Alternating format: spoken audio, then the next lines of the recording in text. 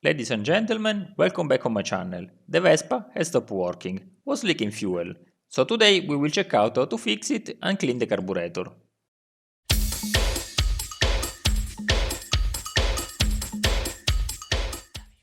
Following the drop in fuel is easy to understand where the leak starts, from the carburetor box. First, close the fuel shutoff valve. Open the carburetor box by removing the two screws.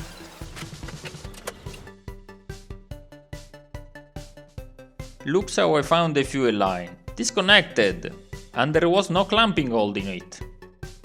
I found the fuel leak. Remove the air filter by removing the two screws on the side. The big one on the center regulates the idle engine RPM. Of course, we will also clean the air filter. Unscrew the two big bolts that hold the carburetor and wait before remove it. Don't forget to disengage the air shock starter command and the accelerator cable. The fuel line, in this case, was already disconnected. With some pliers and a screwdriver, disengage the loop of the choke. For the accelerator, just raise the hook.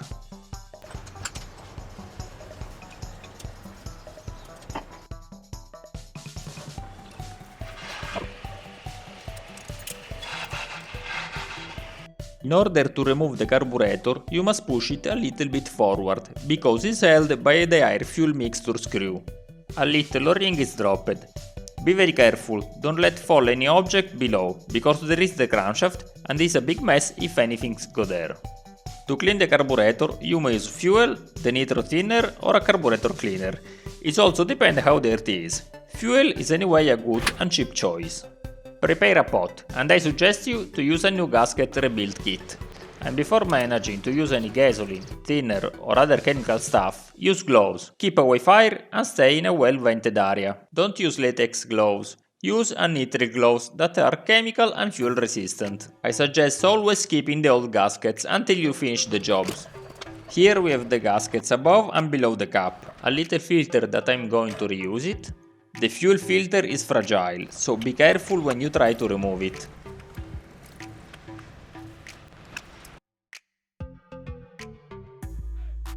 Now we remove the main jet, which is composed by the main jet, the mixture tube and the main air correction jet.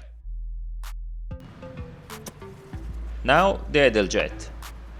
This screw regulates the minimum opening of the throttle valve, in other words regulates the idle RPM. Disengage the throttle system and watch out because it's spring loaded. This is the throttle valve. When you accelerate, you move this one. This is the mixture screw that adjusts the air-fuel ratio. It has a spring and have a pointed tip, don't damage it. Disengage also the choke mechanism. Unscrew the 8mm bolts and get access to the floating chamber. You must be very careful to the floating needle and its pin.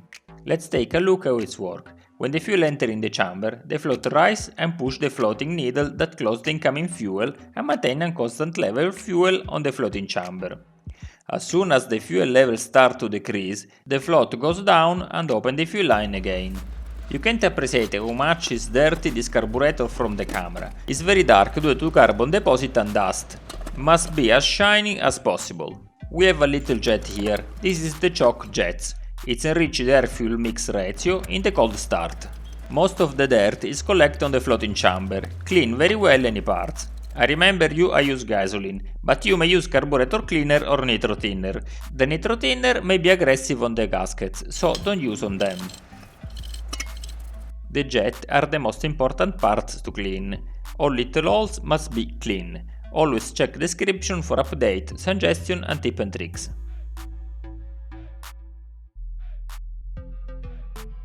Air compressor is a very helpful tool to clean all the hole. Otherwise you should use a cleaning needle or a can of carburetor cleaner. All the holes must be clear on any side.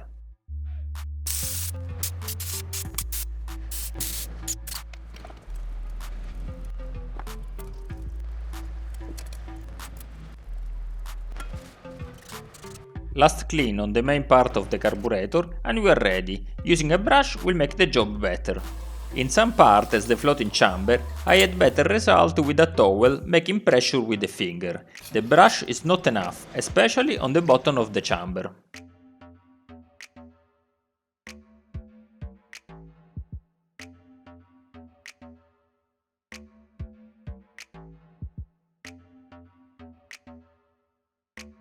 The most important place to blow air is where the jets are located. If you don't have an air compressor, use a carburetor cleaner and spray inside with pressure.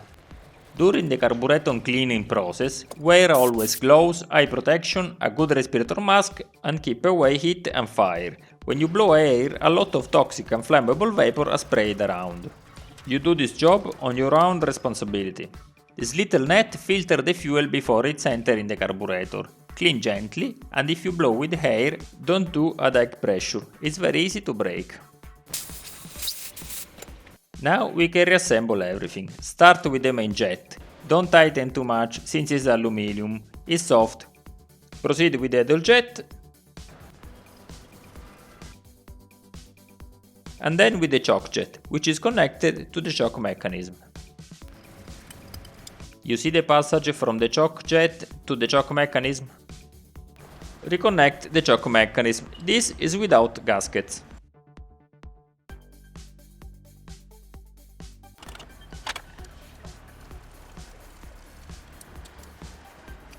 Time to open the new gaskets kit.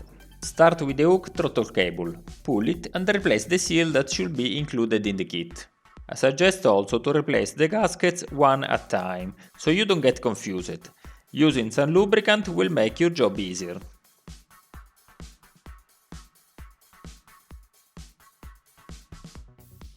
Let's take a better look how to reassemble the hook throttle slide. Insert the spring in the cover, engage the slider and engage the spring on the slider as I'm showing you. The spring will close the throttle when you release the accelerator. Insert in the carburetor and keep the cap close with the finger while with the other hands you screw it. This is the throttle idle screw. When you screw in, you just keep the minimum opening of the carburetor slide wider and will pass more air fuel mixture. Take the cap, remove the gasket and make a quick clean and replace the gasket with a new one. Clean the screw and remember that this screw has also its own gasket. There is a gasket between the screw and the cap, and another one between the cap and the carburetor. Now we can finish to clean the floating. The float is engaged by this little pin. Push with a little screwdriver or any small pin you find. The floating element must be empty. If there is any fuel inside, replace it. What is dropped is the floating needle. This works as a plug when the floating chamber is full. Replace the gasket and clean all the parts you didn't before, for example the part covered by the gasket. This is the fuel hose connection. Here we have two gaskets, one on each side.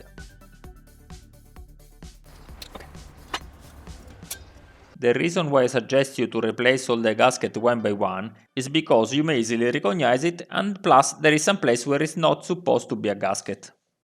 This could be very tricky if you don't have experience on it. For example, here there is no gasket.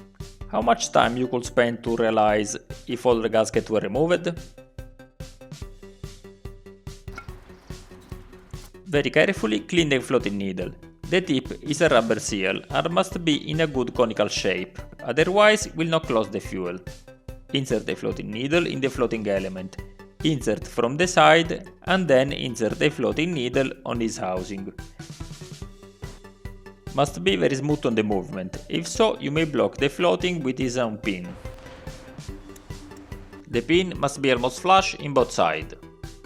Minchia, I forgot the gasket. I remove the floating, put the new gasket and reassemble the needle and the floating element again.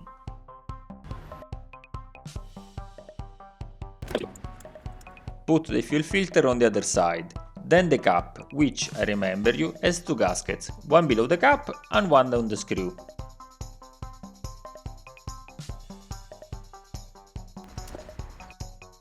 When you manage the floating assembly, don't make any force on the floating element, it's very easy to break.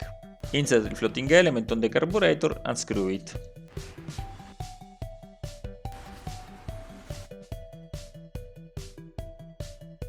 The longer screw goes there. You may see that the thread must be long enough to reach the main carburetor part. With your 8mm wrench, screw a little bit once at a time the two screws of the cap, in order to have a smooth and regular compression of the gasket. Let's say we have almost finished. Almost, because we still have to clean the air filter. If you bought a new gasket kit, there may be left some gaskets. Don't worry, many of these kits cover more type of carburetor in the same kit. For instance, this kit is for the Dell'orto SI20 and also the Dell'orto SI24. The fuel connection hose. Remember, I almost forgot. Put the gasket on the carburetor. The fuel connection hose and another gasket before the screw. I suggest you to make the final tighten once you have fitted the fuel line on the Vespa, so you have still some play to connect the fuel hose in a simple way. You may also evaluate to fit the fuel hose on the connection hose and then fix it on the carburetor once it's already mounted on the Vespa. If you have the carburetor tags, it's go on this screw. This is the air fuel mixture adjustment screw. If you don't remember how much were screwed, I suggest you to screw all in and then unscrew by 1 turn and half. I clean the air filter with the gasoline, a soft brush and a blow of compressed air. There is also a rubber hose that goes below the carburetor that seals the carburetor on the block of the engine. I reuse the same since it's good condition. See description for more info on it. Once you found the correct position of the fuel hose, you may tighten it. Before connecting the hose, insert a clamp. This will avoid the fuel hose to disconnect. Insert the hose until the end and block it with a clamp. Like this is a good job. Remember the rubber seal below the carburetor? Go exactly there. Don't let it drop in the crankshaft bay. You must replace also the gasket below the carburetor. This is the throttle command and must be connected to the accelerator cable and, if present, in the oil mixer. The choke to the choke cable. The funny part of this job is connecting the two bolts of the carburetor centering the gasket below. It's too late, I will continue tomorrow, I need more light. You must put the gasket exactly in this position. To insert the carburetor, you must slide a little bit, otherwise the air fuel mixture screw will obstruct the vertical position of the carburetor. How to keep the gasket on the carburetor? An old mechanic taught me to use some grease. Just a little bit. It will stick the gasket enough to allow you to connect the carburetor. You may now insert the carburetor. Let it slide to set the air fuel mixture screw, then find the correct position, try to not move the gasket below. The gasket must be in good condition, check from above. If it's correct, you may bolt the two screws of the carburetor. If you leave some play, it will help to reconnect the choke and the throttle cable.